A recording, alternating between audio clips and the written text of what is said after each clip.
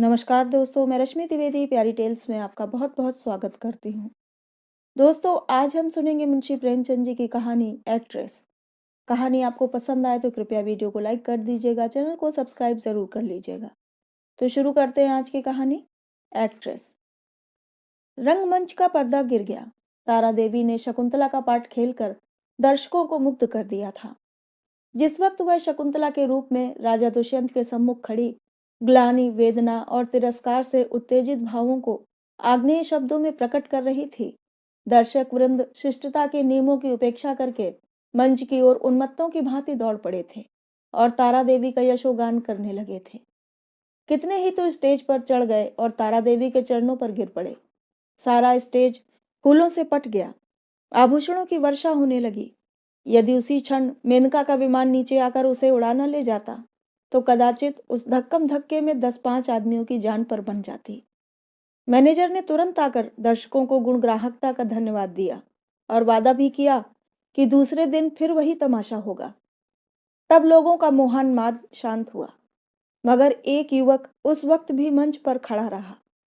लंबे कद का था, तेजस्वी मुद्रा, कुंदन का सा देवताओं का सा स्वरूप, गठी हुई देह, मुख से एक ज्योति सी प्रस्फुटित हो रही थी। कोई राजकुमार मालूम होता था। जब सारे दर्शकगण बाहर निकल गए, उसने मैनेजर से पूछा, क्या तारा देवी से एक क्षण के लिए मिल सकता हूँ? मैनेजर ने उपेक्षा के भाव से कहा, हमारे यहाँ ऐसा नियम नहीं है। युवक ने फिर पूछा, क्या आप मेरा कोई पत्र उन्हें भेज सकते हैं?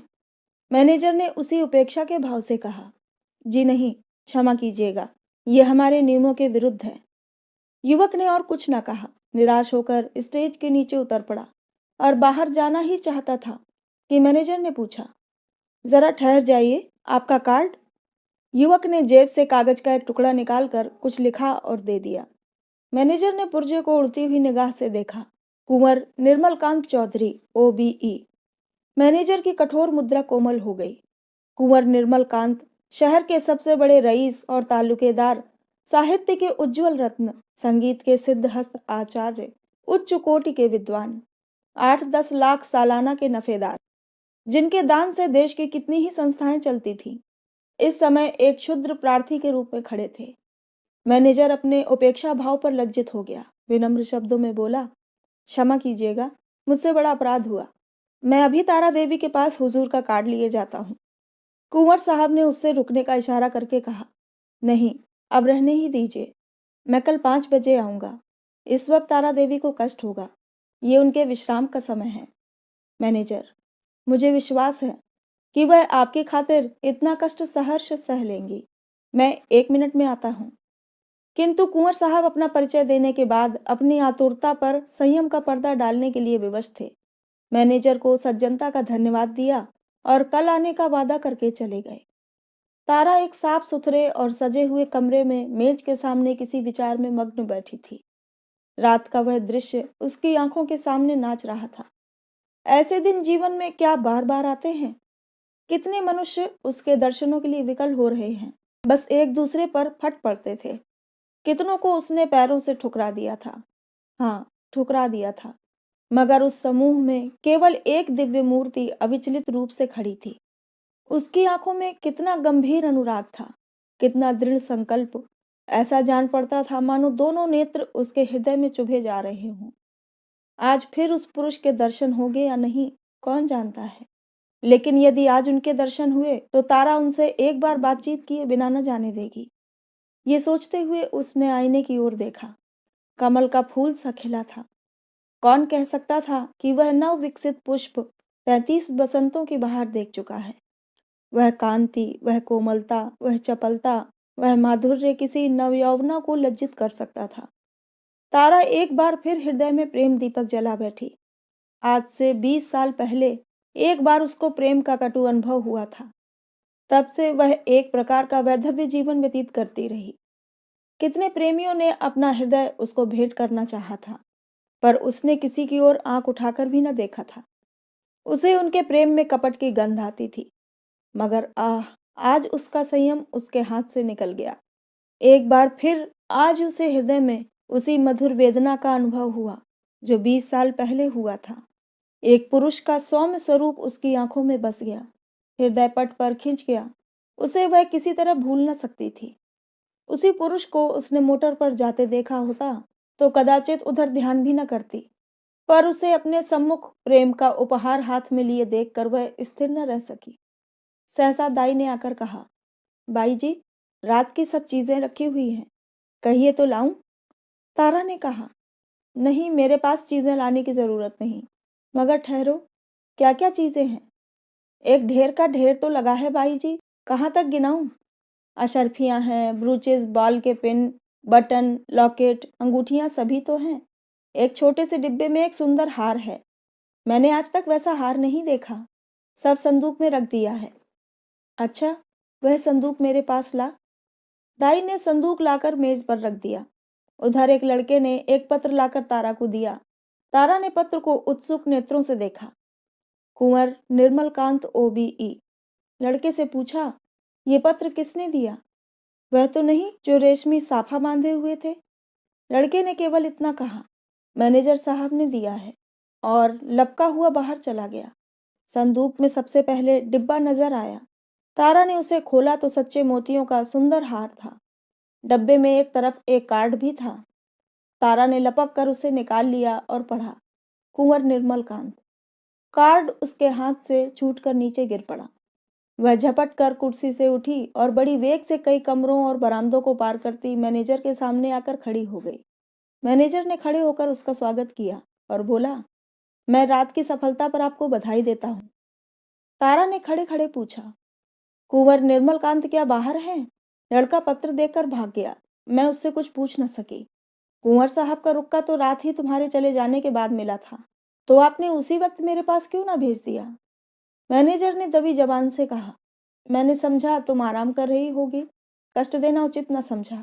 और भाई साफ बात यह है कि मैं डर रहा था, कहीं कुंवर साहब को तुमसे मिलाकर तुम्हें खो न बैठूं। अगर मैं औरत होता तो उसी वक्त उनके पीछे हो लेता। ऐसा देवरूप पुरुष मैंने आज तक नहीं देखा। वही जो रेशमी साफा बांधे खड़े थे तुम्हारे सामने, तुमने भी तो देखा था। तारा ने मानो अर्ध निद्रा की दशा में कहा था, हाँ देखा तो था। क्या ये फिर आएंगे? हाँ, आज 5 बजे शाम को। बड़े विद्वान आदमी हैं और इस शहर के सबसे बड़े रईस। आज मैं रिहर्सल में ना आऊंगी। कुंवर साहब आ रहे होंगे। तारा आईने के सामने बैठी है और दाई उसका श्रृंगार कर रही है। श्रृंगार भी इस जमाने में एक विद्या है। पहले परिपाटी के अनुसार ही श्रृंगार किया जाता था। कवियों, चित्रकारों और रसिकों ने श्रृंगार की मर्यादा सी बांध दी थी। आंखों के लिए काजल लाजमी था, हाथों के लिए मेहंदी, पांव के लिए महावर, एक एक अंग, एक एक आभूषण के लिए निर्दिष्ट था। आज वह परिपाटी नहीं रही। आज प्रत्येक रमणी अपनी सुरुचि, सुबुद्धि और तुलनात्मक भाव से श्रृंगार करती है। उसका सौंदर्य किस उपाय से आकर्षकता की सीमा पर पहुंच सकता है, यही उसका आदर्श होता है। तारा इस कला में निपुण थी। वह 15 साल से इस कंपनी में थी और ये समस्त जीवन उसने पुरुषों के हृदय से खेलने ही में व्यतीत किया था। किस चितवन से, किस मुस्कान से, किस अंगड़ाई से, किस तरह केशों के बिखेर देने से दिलों का कत्लेआम हो जाता है, इस कला में कौन उससे बढ़कर हो सकता था। आज उसने चुन चुन कर आजमाए हुए तीर तरकश से निकाले, और जब अपने अस्त्रों से सजकर वह दीवान खाने में आई तो जान पड़ा मानो संसार का सारा माधुर्य उसकी बलाएं ले रहा है। वह मेज के पास खड़ी होकर कुंवर साहब का कार्ड देख रही थी। उसके कान मोटर की आवाज की ओर लगे हुए थे। वह चाहती थी कि कुंवर साहब इसी वक्त आ जाएं और उसे इसी अंदाज से खड़े देखें। इसी अंदाज से वह उसके अंग प्रत्यंगों की पूर्ण छवि देख सकते थे। उसने अपनी श्रृंगार कला से काल पर विजय पा ली थी। कौन कह सकता था कि यह चंचल नवयौवन उस अवस्था को पहुंच चुकी है जब हृदय को शांति की इच्छा होती है। वह किसी आश्रम के लिए आतुर हो उठता है और उसका अभिमान नम्रता के आगे सिर झुका देता है। तारा देवी को बहुत इंतजार न करना पड़ा। कुंवर साहब शायद मिलने के लिए उससे भी ज्यादा उत्सुक थे। 10 ही मिनट के बाद उनकी मोटर की आवाज आई। तारा संभल गई। एक क्षण में कुंवर साहब ने कमरे में प्रवेश किया। तारा शिष्टाचार के लिए हाथ मिलाना भी भूल गई। प्रौढ़ावस्था में भी प्रेमी की उद्विग्नता और असावधानी कुछ कम नहीं होती। वह किसी सलज्जा युवती की भांति सिर झुकाए खड़ी रही। कुंवर साहब की निगाह आते ही उसकी गर्दन पर पड़ी। वह मोतियों का हार जो उन्होंने रात को भेंट किया था चमक रहा था। कुंवर साहब को इतना आनंद और कभी ना हुआ। उन्हें एक क्षण के लिए ऐसा जान पड़ा मानो उनके जीवन की सारी अभिलाषाएं पूरी हो गईं। बोले, मैंने आपको आज इतने सवेरे कष्ट दिया, क्षमा कीजिएगा। ये तो आपके आराम का समय होगा। तारा ने सिर से खिसकती हुई साड़ी को संभाल कर कहा, इससे ज्यादा आराम और क्या हो सकता है कि आपके दर्शन हुए। मैं इस उपहार के लिए आपको मनो धन्यवाद देती हूँ। अब तो कभी कभी मुलाकात होती रहेगी। निर्मल कांत ने मुस्कुराकर कहा, कभी कभी नहीं, रोज। आप चाहे मुझसे मिलना पसंद ना करें, पर एक बार इस ड्योढ़ी पर सिर को झुका ही जाऊंगा। तारा ने भी मुस्कुराकर उत्तर दिया, उसी वक्त तक जब तक मनोरंजन की कोई नई वस्तु नजर ना आ जाए। क्यों? मेरे लिए ये मनोरंजन का विषय नहीं, जिंदगी और मौत का सवाल है। हाँ, तुम इसे विनोद समझ सकती हो, मगर कोई परवाह नहीं। तुम्हारे मनोरंजन के लिए मेरे प्राण भी निकल जाएं, तो मैं अपना जीवन सफल समझूंगा। दोनों तरफ से इस प्रीति को निभाने के वादे हुए। फिर दोनों ने नाश्ता किया और कल भोज का न्योता देकर कुंवर साहब विदा हुए। 1 महीना गुजर गया। कुंवर साहब दिन में कई कई बार आते। उन्हें एक क्षण का वियोग भी असह्य था। कभी दोनों बजरे पर दरिया की सैर करते, कभी हरी हरी घास पर पार्कों में बैठे बातें करते, कभी गाना बजाना होता, नित्य नए प्रोग्राम बनते थे। सारे शहर में मशहूर था कि ताराबाई ने कुंवर साहब को फांस लिया और दोनों हाथों से संपत्ति लूट रही है। पर तारा के लिए कुंवर साहब का प्रेम ही एक ऐसी संपत्ति थी जिसके सामने दुनिया भर की दौलत है थी। उन्हें अपने सामने देखकर उसे किसी वस्तु की इच्छा न होती थी। मगर 1 महीने तक इस प्रेम के बाजार में घूमने पर भी तारा को वह वस्तु न मिली जिसके लिए उसकी आत्मा लोलुप हो रही थी। वह कुंवर साहब से प्रेम की, अपार और अतुल प्रेम की, सच्चे और निष्कपट प्रेम की बातें रोज सुनती थी, पर उसमें विवाह का शब्द न आने पाता था। मानो प्यासे को बाजार में पानी छोड़कर और सब कुछ मिलता हो। ऐसे प्यासे को पानी के सिवा और किस चीज से तृप्ति हो सकती है? प्यास बुझाने के बाद संभव है और चीजों की तरफ उसकी रुचि हो, पर प्यासे के लिए तो पानी सबसे मूल्यवान पदार्थ है। वह जानती थी कि कुंवर साहब उसके इशारे पर प्राण तक दे देंगे, लेकिन विवाह की बात क्यों उनकी जबान से नहीं मिलती? क्या इस विषय पर कोई पत्र लिखकर अपना आशय कह देना संभव था?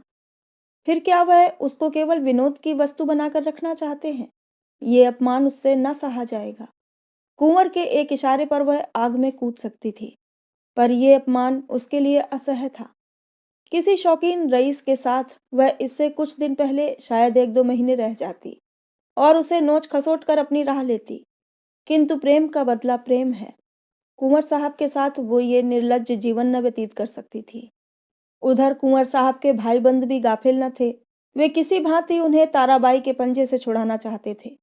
कहीं कुंवर साहब का विवाह ठीक कर देना ही एक ऐसा उपाय था जिससे सफल होने की आशा थी, और यही उन लोगों ने किया। उन्हें ये भय तो न था कि कुंवर साहब इस एक्ट्रेस से विवाह करेंगे। हाँ, ये भय अवश्य था कि कहीं रियासत का कोई हिस्सा उसके नाम न कर दें या उसके आने वाले बच्चों को रियासत का मालिक बना दें।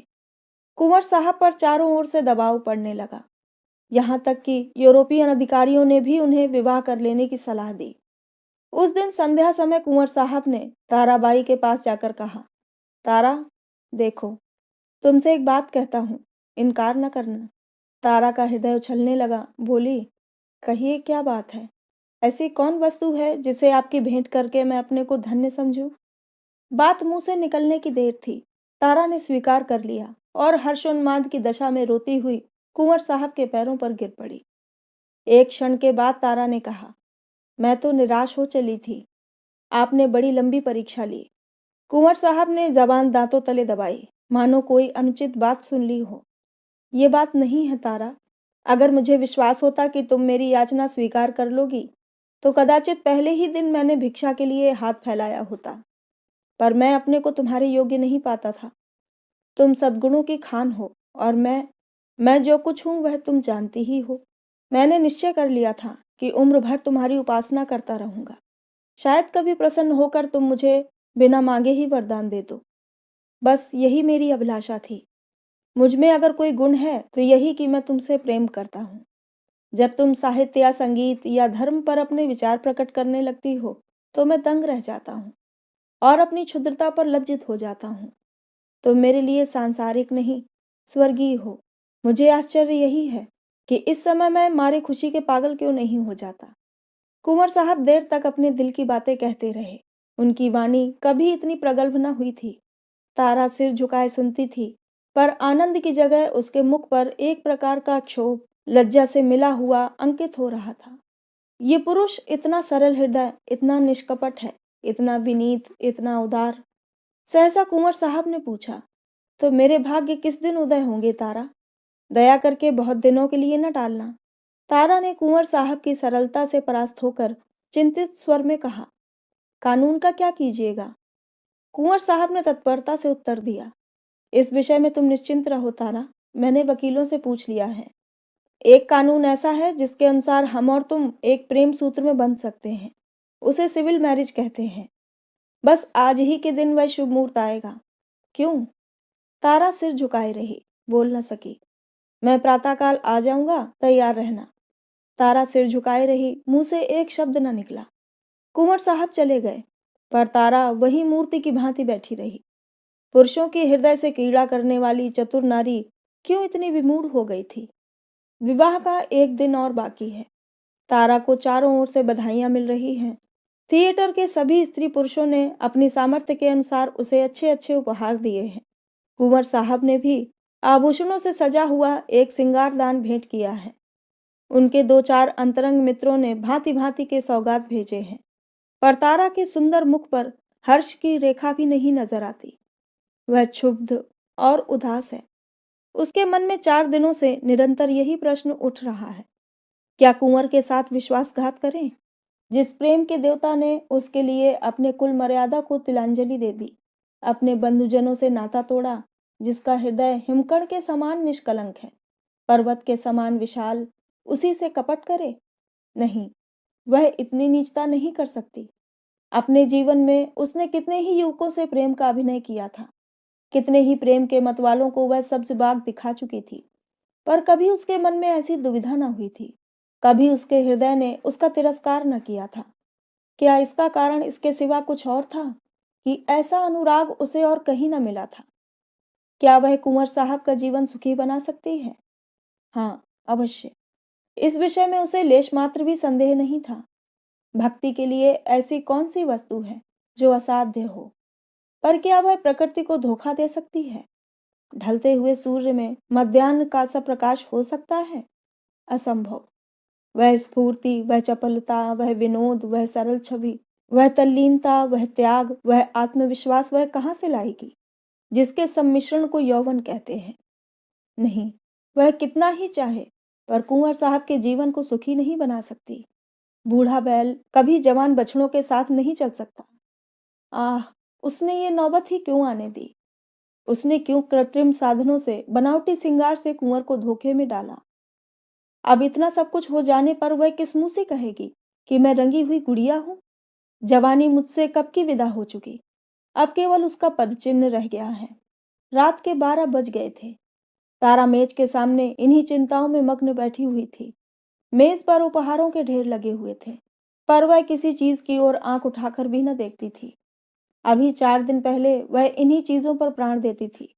उसे हमेशा ऐसी चीजों की तलाश रहती थी जो काल के चिन्हों को मिटा सकें, पर अब उन्हीं चीजों से उसे घृणा हो रही है। प्रेम सत्य है, और सत्य और मिथ्या दोनों एक साथ नहीं रह सकते। तारा ने सोचा, क्यों ना यहाँ से कहीं भाग जाए, किसी ऐसी जगह चली जाए जहाँ कोई उसे जानता भी ना हो। कुछ दिनों के बाद जब कुंवर का विवाह हो जाए तो वह फिर आकर उनसे मिले और ये सारा वृतांत उनसे कह सुनाए। इस समय कुंवर पर वज्रपात सा होगा। हाय, न जाने उनकी क्या दशा होगी, पर उसके लिए इसके सिवा और कोई मार्ग नहीं है। अब उनके दिन रो रो कर कटेंगे, लेकिन उसे कितना ही दुख क्यों न हो, वह अपने प्रीतम के साथ छल नहीं कर सकती। उसके लिए इस स्वर्गीय प्रेम की स्मृति, इसकी वेदना ही बहुत है। इससे अधिक उसका अधिकार नहीं। दाई ने आकर कहा, बाई जी, चलिए कुछ थोड़ा सा भोजन कर लीजिए, अब तो 12 बज गए। तारा ने कहा, नहीं, जरा भी भूख नहीं, तुम जाकर खा लो। दाई, देखिए मुझे भूल ना जाइएगा, मैं भी आपके साथ चलूंगी। तारा, अच्छे अच्छे कपड़े बनवा रखे हैं ना। दाई, अरे बाई जी, मुझे अच्छे कपड़े लेकर क्या करना है, आप अपना कोई उतारा दे दीजिएगा। दाई चली गई। तारा ने घड़ी की ओर देखा। सचमुच 12 बज गए थे। केवल 6 घंटे और हैं। प्रातःकाल कुंवर साहब उसे विवाह मंदिर में ले जाने के लिए आ जाएंगे।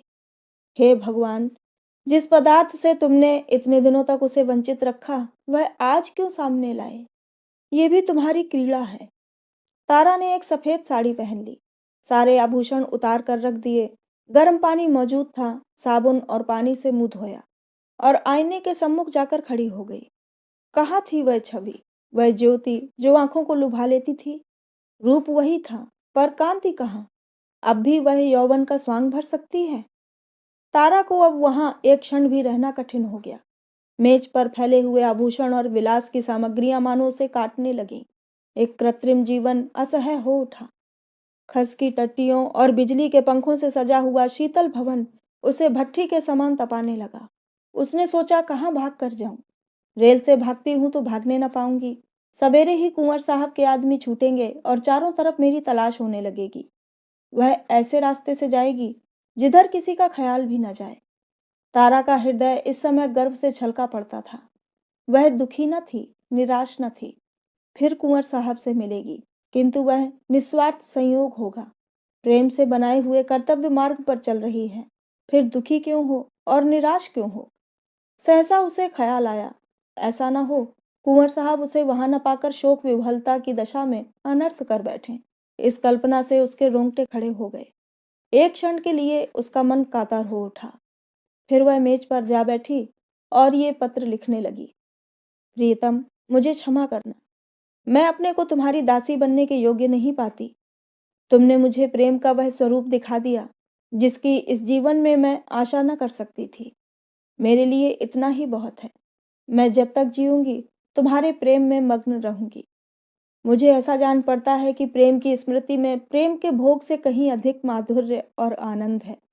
मैं फिर आऊंगी, फिर तुम्हारे दर्शन करूंगी, लेकिन उसी दशा में जब तुम विवाह कर लोगे। यही मेरे लौटने की शर्त है। मेरे प्राणों के प्राण, मुझसे नाराज न होना। ये आभूषण जो तुमने मेरे लिए भेजे थे, अपनी ओर से नववधू के लिए छोड़े जाती हूँ। केवल वह मोतियों का हार जो तुम्हारे प्रेम का पहला उपहार है, अपने साथ लिए जाती हूँ। तुमसे हाथ जोड़कर कहती हूँ, मेरी तलाश न करना। मैं तुम्हारी हूँ और सदा तुम्हारी ही रहूंगी। तुम्हारी तारा। ये पत्र लिखकर तारा ने मेज पर रख दिया। मोतियों का हार गले में डाला और बाहर निकल आई। थिएटर हॉल से संगीत की ध्वनि आ रही थी। एक क्षण के लिए उसके पैर बंद गए। 15 वर्षों का पुराना संबंध आज टूट रहा था। सहसा उसने मैनेजर को आते देखा। उसका कलेजा धक से हो गया। वह बड़ी तेजी से लपक कर दीवार की आड़ में खड़ी हो गई। ज्यों ही मैनेजर निकल गया, वह अहाते के बाहर आई और कुछ दूर गलियों में चलने के बाद उसने गंगा का रास्ता पकड़ा।